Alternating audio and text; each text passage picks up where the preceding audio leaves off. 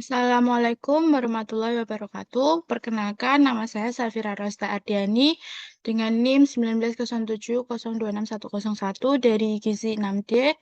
Di sini saya akan mempresentasikan hasil dari proposal penelitian saya yang berjudul Hubungan tingkat pendapatan orang tua, tingkat pengetahuan ibu, dan aktivitas fisik dengan status gizi anak sekolah dasar di SDI Tapiatul Waton.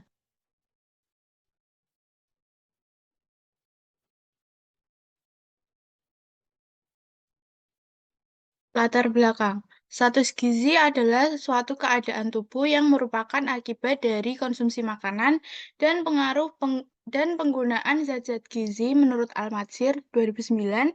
Dengan kata lain, status gizi merupakan bentuk ungkapan dari keadaan penggunaan zat gizi seseorang. Berdasarkan data Riskesdas tahun 2018 yang menunjukkan prevalensi status gizi berdasarkan IMT per U atau indeks massa tubuh berdasarkan umur pada anak usia 5-12 tahun yang mengalami sangat kurus sebesar 4,8%, kurus 13,5%, gemuk 21,6%, dan obesitas 18,4%. Yang selanjutnya yaitu anak usia sekolah dasar merupakan salah satu yang rentan terkena masalah gizi karena mengalami pertumbuhan yang cenderung lebih cepat yang menjadikan kebutuhan akan zat gizi menjadi lebih banyak.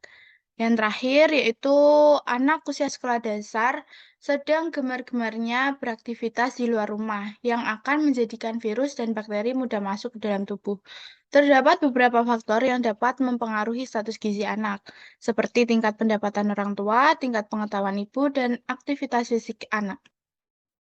Rumusan masalah dari penelitian saya yaitu bagaimana hubungan tingkat pendapatan orang tua dengan status gizi anak sekolah dasar di SDI Taqwiyatul Wathon. Yang kedua, bagaimana hubungan tingkat pengetahuan ibu dengan status gizi anak sekolah dasar di SDI Taqwiyatul Wathon. Dan yang ketiga yaitu bagaimana hubungan aktivitas fisik dengan status gizi anak sekolah dasar di SDI Taqwiyatul Wathon. Tujuan dari penelitian saya yaitu memberikan kontribusi ilmiah pada kajian tentang hubungan antara tingkat pendapatan orang tua dengan status gizi anak sekolah dasar di SDI Taqwiyatul Wathon Kota Semarang. Yang kedua, memberikan kontribusi ilmiah pada kajian tentang hubungan antara tingkat pengetahuan ibu dengan status gizi anak sekolah dasar di SDI Taqwiyatul Wathon. Yang ketiga, memberikan kontribusi ilmiah pada kajian tentang hubungan antara aktivitas fisik dengan status gizi anak sekolah dasar di SDI Taqwiyatul Wathon. Dan yang keempat, memberi pengalaman kepada peneliti untuk menganalisis tingkat pendapatan, tingkat pengetahuan ibu, dan aktivitas fisik anak sekolah dasar di SDI Taqwiyatul Kota Semarang. Tinjauan pustaka status gizi. Menurut Al-Matsir tahun 2009, status gizi merupakan suatu keadaan tubuh sebagai bentuk akibat dari konsumsi makanan dan penggunaan zat-zat gizi. Zat gizi yang baik yang dihasilkan dari konsumsi makanan sehat dapat meningkatkan sistem imun tubuh sehingga seseorang akan memiliki kualitas yang lebih baik secara fisik dan non-fisik. Menurut Marni tahun 2013, terdapat beberapa faktor yang mempengaruhi status gizi anak sekolah dasar, yaitu faktor eksternal, pendapatan orang tua, pengetahuan terhadap gizi, pekerjaan orang tua, dan budaya. Faktor internalnya yaitu jenis kelamin, kondisi fisik, infeksi, usia, dan aktivitas fisik. Yang kedua yaitu penilaian status gizi anak itu dapat dilakukan menggunakan indeks massa tubuh menurut usia dengan perhitungan IMT dan menggunakan Z-score. Setelah menghitung Z-score akan dikategorikan menurut ambang batas status gizi anak menurut PMK nomor 2 tahun 2020 tentang standar antropometri anak. Terdapat 4 klasifikasi yaitu gizi kurang, gizi baik, gizi lebih, dan obesitas. Serta ambang batasnya yaitu tertera di PPT. Yang kedua yaitu Anak usia sekolah dasar. Anak usia sekolah dasar adalah anak yang berusia mulai dari 6 sampai 12 tahun. Anak usia sekolah dasar memiliki fisik yang lebih kuat dan sudah mempunyai sifat individualis. Tidak hanya itu, anak usia sekolah dasar juga aktif dan mulai tidak bergantung dengan orang tua. Anak usia sekolah ini merupakan masa akan terjadi perubahan yang cukup bervariasi pada pertumbuhan dan perkembangan yang akan mempengaruhi pembentukan karakter dan kepribadian anak. Yang kedua, tingkat pendapatan keluarga. Tingkat pendapatan yaitu tingkat hidup yang dapat dinikmati oleh seorang individu atau keluarga yang didasarkan atas penghasilan atau sumber-sumber pendapatan lainnya, menurut Iskandar tahun 2017. Faktor yang mempengaruhi pendapatan menurut Artianto ya, tahun 2010 dalam penelitiannya yaitu modal, lama usaha, jumlah tenaga kerja, tingkat pendidikan, dan lokasi. Kemiskinan sebagai penyebab gizi kurang menduduki posisi pertama pada kondisi yang umum.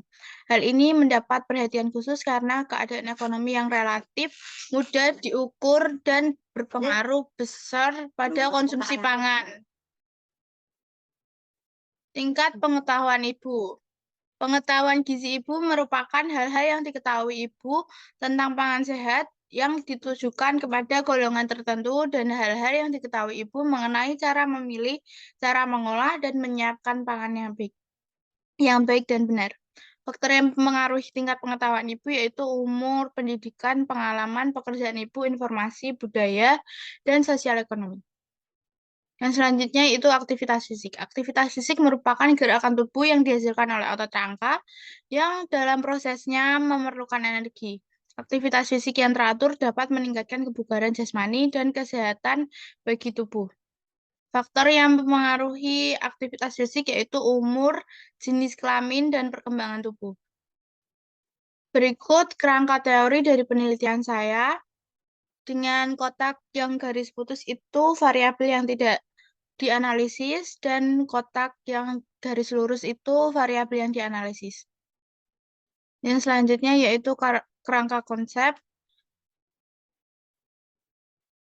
Selanjutnya hipotesis. Berdasarkan kerangka konsep di samping, maka terdapat beberapa hipotesis yang terbentuk seperti 1 H0. Adanya hubungan antara tingkat pendapatan orang tua dengan status gizi anak sekolah dasar di SDI Taqwiyatulaton. H1-nya tidak ada hubungan antara pendapatan orang tua dengan status gizi anak sekolah dasar di SDI Taqwiyatulaton. Yang kedua, H0-nya ada hubungan antara tingkat pengetahuan ibu dengan status gizi anak. H1-nya tidak ada hubungan antara tingkat pengetahuan ibu dengan status gizi anak. Yang ketiga, H0-nya adanya hubungan antara aktivitas fisik dengan status gizi anak. H1-nya tidak ada hubungan antara aktivitas fisik dengan status gizi anak. Yang selanjutnya, metode penelitian. Nomor 1, desain penelitian. Desain penelitian yang saya gunakan merupakan cross-seksional, yaitu desain yang menggunakan metode pengumpulan data yang dilakukan pada satu titik waktu di mana fenomena yang diteliti merupakan satu periode pengumpulan data. Tempat dan waktu penelitian ini dilaksanakan di SDI Taqwiyatulaton yang terletak di Jalan Tambak Mulyo, Tanjung Mas, Semarang Utara.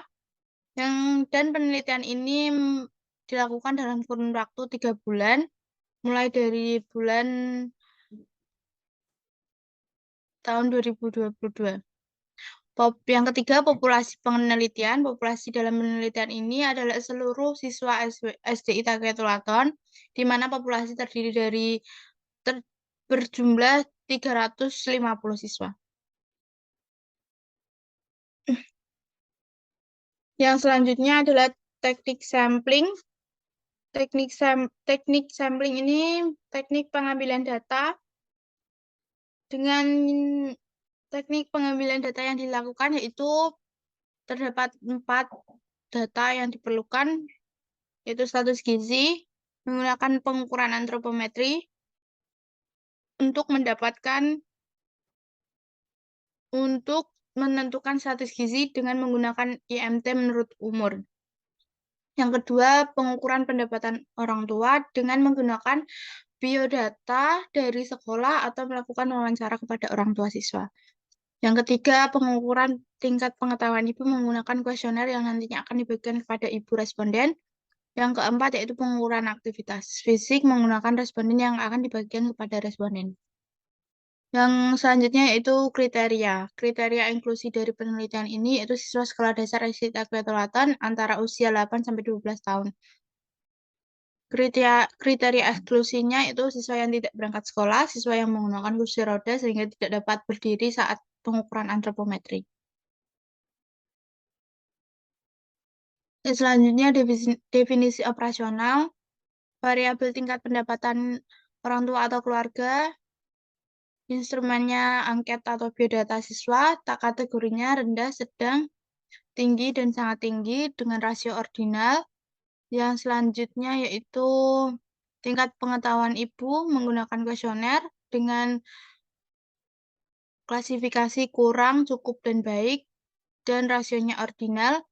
Selanjutnya yaitu aktivitas fisik, di mana aktivitas fisik ini menggunakan kuesioner dan dihitung berdasarkan nilai maths. Dan klasifikasinya ringan, sedang, dan berat. Rasionya ordinal. Yang keempat, status gizi menggunakan timbangan dan mikrotoys dengan klasifikasi gizi kurang, gizi baik, gizi lebih, obesitas, dan rasio ordinal.